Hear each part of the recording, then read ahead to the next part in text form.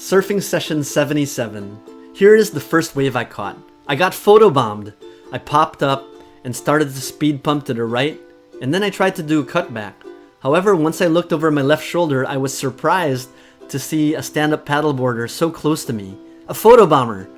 I had seen him quite a distance away when I caught the wave, but I was surprised to see him right there.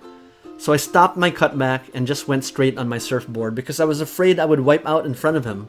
But luckily for me, he did a cutback and turned away.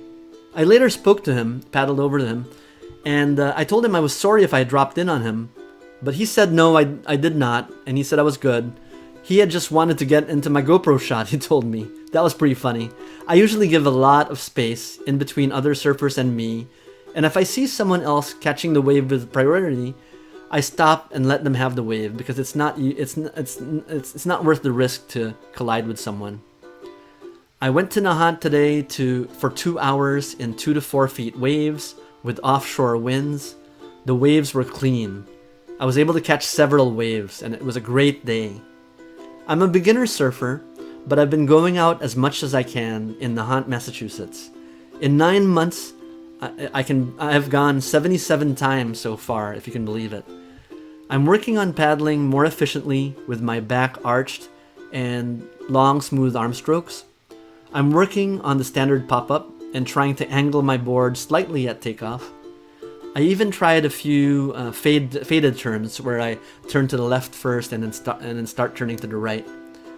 Once I stand up, I work on a bottom turn to start trimming down the wave to the left or to the right.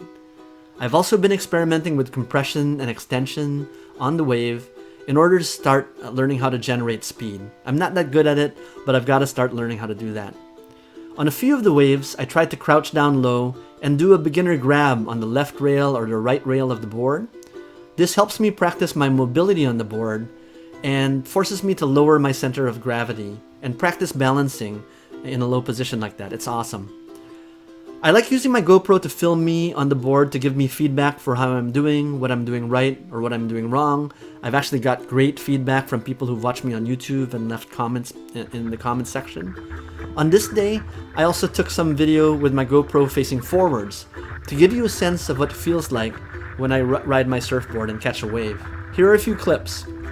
I start out paddling to catch the wave, but once the wave picks the board up and starts moving forwards, you can see, and I can see and feel the water moving quickly below the board and the wind in my face.